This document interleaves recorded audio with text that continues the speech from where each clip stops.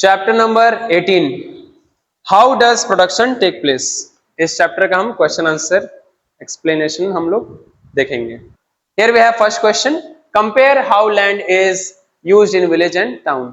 दोनों में कैसा कैसा यूज होता है, तो दोनों में फर्क होता है। ठीक है, देखिए विलेज में क्या करते हैं लोग, उसमें या तो खेती करते हैं, क्या करते हैं, खेती, फार्मिंग यानी खेती, या उसमें पशुपालन करते हैं, क्या करते हैं, पशुपालन, लाइव स्टॉक रियरिंग।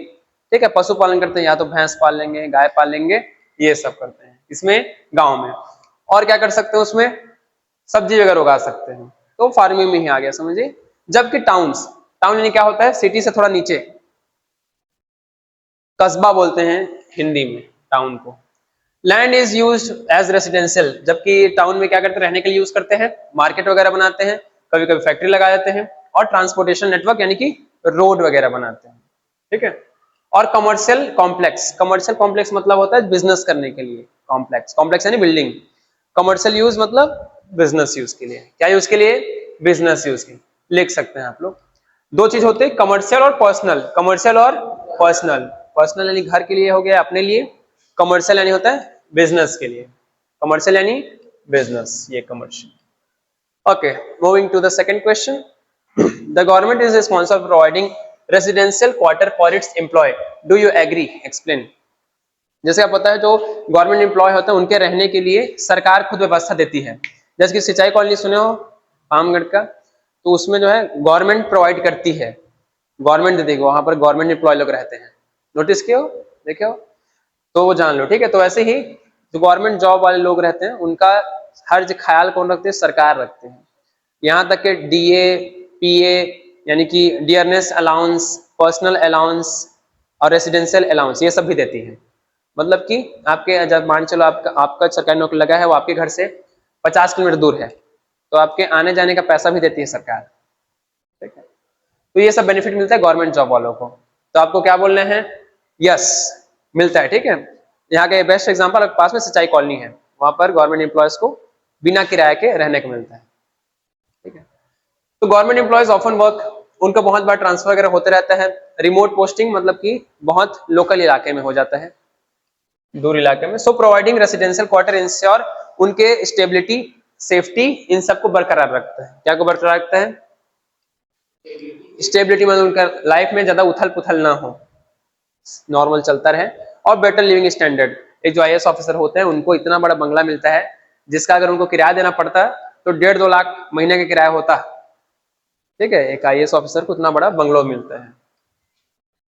ठीक है, it improves efficiency, reduce commuting challenges and support employ, basically उनकी जिंदगी को आसान बनाते हैं। क्या बनाते हैं, आसान बनाते हैं। फिर आगे, why is it important for government to fix minimum wage. तो मिनिमम वेज फिक्स करना क्यों जरूरी है, अगर एक लाइन में बोले, ताकि जो लेबर है या जो मजदूर है उसका एक्सप्लॉयटेशन यानी उस पर शोषण ना हो सके। क्या ना हो सके, शोषण। एक्सप्लॉयटेशन के लिए और एक वर्ड यूज होता है, अत्याचार। ठीक है, तो उसके खिलाफ अत्याचार या शोषण ना हो सके। अभी जो मिनिमम वेज है वो 350 रुपया प्रतिदिन है, 350 रुपीज पर डे। ठीक है, ताकि उनको फेयर पेमेंट मिले, उनके काम का उनको अच्छा हक मिले, इसलिए मिनिमम वेज सरकार के द्वारा फिक्स किया जाता है। ये सेम उसी तरह जैसे कि एमएसपी होता है जो किसानों को दिया जाता है, मिनिमम सपोर्ट प्राइस, तो वैसे ही समझो ये मिनिमम वेज है वो लेबर्स को दिया जाता है। आगे, how does fix capital differ from working capital. Fix capital working capital से कैसे डिफरेंट है, देखिए फिक्स कैपिटल जो है लॉन्ग टर्म एसेट को दर्शाता है, लॉन्ग टर्म, जिसको खरीद के आप बिंदास हो सको, मतलब शांति से रह सको थोड़ा सा। जैसे कि मशीन, जैसे कि ट्रैक्टर और डीजल में, ट्रैक्टर क्या होगा, फिक्स कैपिटल, बिल्डिंग, लैंड वगैरह। ठीक है, और कोई भी टूल जिसको बेसिकली एक बार खरीदना पड़े, कल हम लोग समझ चुके हैं, तो वो होता है फिक्स कैपिटल। रॉ मटेरियल हो गया, ये सब आता है वर्किंग कैपिटल में, जिसको बार बार खरीदना पड़े। क्या करना पड़े, बार बार, शॉर्ट टर्म, कम समय में ज्यादा करना पड़े। ठीक है, needed for daily operation, fix capital last longer while working capital is circulates frequently. Frequently मतलब बार बार, तो जिसको बार बार लेना पड़े वो क्या आएगा, वर्किंग कैपिटल, वर्किंग कैपिटल। ठीक है, जैसे कि मोबाइल जो है हम एक बार ले लेते हैं, लेकिन उसमें रिचार्ज जो है बार बार कराते हैं, तो मोबाइल क्या हो जाएगा, फिक्स कैपिटल अगर इस केस में, और रिचार्ज वर्किंग कैपिटल, जो बार बार करना पड़े वो होगा working capital. Fifth question, why are loan facility not accessible to all? Loan facility not accessible to all क्यों है? क्योंकि लोन लेने के लिए हमको देना पड़ता है कोलैटरल। क्या देना पड़ता है? कोलैटरल। कोलैटरल नहीं होता है गिरवी रखना। क्या होता है? गिरवी। तो कोलैटरल मतलब जो हम गिरवी रखते हैं, ये कोलैटरल कुछ भी हो सकता है। अगर आप अपना खेत को गिरवी रखे हो तो उस केस में कोलैटरल क्या हो जाएगा? खेत हो जाएगा। अगर आप अपने सोने के गहने गिरवी रखे हो तो उस केस में कोलैटरल क्या हो जाएगा? सोना का गहना। अगर घर गिरवी रखे हो तो कोलैटरल क्या हो जाएगा? घर हो जाएगा। ठीक है। क्या लोग अपना बाइक या कार गिरवी रखते हैं तो उस केस में कोलैटरल क्या हो जाएगा? कार या बाइक हो जाएगा। तो कोलैटरल क्या होता है? जो चीज आप गिरवी रखोगे उसको बोलते हैं कोलैटरल। क्या बोलते हैं? कोलैटरल। गिरवी रखने वाली वस्तु को कहते हैं, इसको बोलते हैं गिरवी रखने वाली वस्तु को बोलेंगे, रखने वाली थिंग यानी कि वस्तु। तो गिरवी रखने वाली वस्तु को कहते हैं कोलैटरल। तो गरीब इंसान को लोन लेना बैंक से मुश्किल पड़ता है क्योंकि उसके पास गिरवी रखने के लिए कुछ होता नहीं है। ठीक है। इसीलिए आप देखोगे जो बड़े बड़े इंडस्ट्रीज होते हैं उनको 5,000 करोड़, 1,000 करोड़, 600 करोड़ इतना का उनको लोन मिल जाता है और फिर डिफॉल्ट करके चले जाते हैं। देखो गरीब आदमी फ्रॉड करेगा, देखो गरीब आदमी फ्रॉड करेगा तो करेगा, फ्रॉड भी नहीं समझो, उसके पास पैसा नहीं होता तो ठीक है। गरीब आदमी अगर फ्रॉड किया भी तो जो मुश्किल से नुकसान होगा देश का 5 लाख, 10 लाख, 20 लाख। एक इंडस्ट्रियलिस्ट अगर फ्रॉड करता है तो देश को नुकसान होता है 5,000 करोड़, 10,000 करोड़, 20,000 करोड़। जो फेमस फेमस फ्रॉडस्टर हैं उन लोग जो है हमारे देश का 17,000 करोड़ इतना इतना नुकसान है। सोचो मतलब अगर अगर छोटे मोटे जो लोग हैं मजदूर वगैरह ऐसे ऐसे अगर 5-6 लाख लोग भी अगर उतना अगर लोन ना दे पाए, उतना एक बड़ा इंडस्ट्रियलिस्ट अगर लोन रिपे नहीं करता है तो उतना नुकसान हो जाता है। ठीक है। तो ज्यादा इंडस्ट्रियलिस्ट लोगों को ज्यादा मिल जाता है लोन क्योंकि उन लोग पास गिरवी रखने के लिए होता है संपत्ति। क्या होता है? संपत्ति। और उन लोगों को गारंटर भी मिल जाता है। ठीक है। अब तो और जो छोटा आदमी होता है उसको कोई गारंटर भी नहीं मिलता है। लोन लोगों तक गारंटर चाहिए होता है कि हाँ अगर ये नहीं देगा तो मैं दूंगा, ऐसा वाला। ओके। तो उनको इसलिए नहीं मिलता क्योंकि उनके पास गिरवी रखने के लिए कुछ नहीं होता, उनके पास एक इनकम सोर्स नहीं होता, फिक्स्ड इनकम सोर्स नहीं होता क्योंकि उन लोग को जैसे कुछ काम मिलता है तो मिलता है, नहीं तो हर हर दिन थोड़ी मिलेगा काम, ऐसे टाइप से। और क्रेडिट वर्दीनेस नहीं होता है कि उनके लोन रिपे करने की क्षमता उतनी नहीं होती है। Poor individual often lack to this condition making banks hesitate। hesitate यानी होता है हिचकिचाना, hesitate यानी हिचकिचाना। तो इसलिए बैंक जो है हिचकिचाते हैं क्या करने के लिए? लोन देने के लिए। हिचकिचाहट,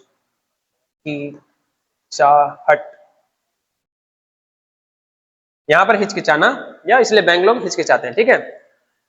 लोन देने के लिए, इसलिए इन सब चीजों की वजह से बैंक जो है लोन नहीं दे पाती उन लोगों को और इसलिए उन लोगों को अनऑर्गेनाइज सोर्सेज से लोन लेना पड़ता है, यानी कि अपने गांव के मनी लेंडर से, जो कि 10% महीना होता है। ओके। देन हम अगला देखेंगे लास्ट 6th वाला क्वेश्चन। कौन सा question? 6th question. What factor influence the rent of a building? Rent यानी होता है किराया। क्या होता है? किराया। तो रेंट डिपेंड ऑन लोकेशन। आपको पता है जैसे कि हम यहाँ का एग्जांपल लें, अगर किसी का जमीन या घर डॉक्टर अंबेडकर चौक पर हो तो जाहिर सी बात है उसका किराया क्या होगा? ज्यादा। ठीक है। अगर नॉर्मल बात करें तो अगर आपका प्रॉपर्टी, आपका घर बस स्टैंड के पास है, बस स्टॉप के पास, तो ज्यादा। और ऐसा टाइप से तो लोकेशन बहुत डिपेंड करता है। ठीक है। लोकेशन क्या करता है? डिपेंड। और साइज, कितना बड़ा जमीन है उस पर डिपेंड करता है। और डिमांड, कितने लोग चाह रहे हैं कि वो उसको जना दें, तो लोकेशन सबसे इंपॉर्टेंट लोकेशन है। ठीक है। और बिल्डिंग की कंडीशन, अवेलेबिलिटी, फैसिलिटी, ये सब चीज इंपॉर्टेंट है। और उसका ट्रांसपोर्टेशन, मतलब कि वो जैसे जो मेन रोड है उससे कितना दूर है, वहां पर नेशनल हाईवे गुजर रहा है तो ज्यादा प्राइस रहेगा, ये सब चीज है। एंड सराउंडिंग एनवायरमेंट, आसपास उसके क्या है, आसपास उसके क्या है, किधर क्या सराउंडिंग एनवायरमेंट। अब बगल में मान चलो है रेलवे स्टेशन वगैरह, ठीक है, तो ज्यादा इसको होगा। सराउंडिंग में क्या है, बगल में मॉल है, पेट्रोल टंकी, बगल में पेट्रोल टंकी खुलता है तो और रेट बढ़ जाता है, ये सब चीज डिपेंड करते हैं। और जिसकी बगल में दारू भट्टी खुल गया तो प्राइस कम हो जाएगा, समझ आ रहा है ना। तो बहुत सारी चीज डिपेंड करता है, इकोनॉमिक कंडीशन, अर्बनाइजेशन लेवल और ये सब चीज, इन सब चीज जो है डिपेंड करता है बिल्डिंग में। ठीक है, अब इसका हम लोग करेंगे फिल इन द ब्लैंक्स। चलिए पेंसिल पकड़ लीजिए। Fill in the blanks. Fill in the blanks. First, there are many industries producing steel and cement in and around Raipur. इसमें क्या आएगा, steel and cement, steel and cement. तो रायपुर जो है बहुत बड़ा जो है मेजर प्रोड्यूसर है स्टील और सीमेंट का, ठीक है। पहला में क्या आएगा, steel and cement, okay. Second, workers who achieved expertise in professional are called.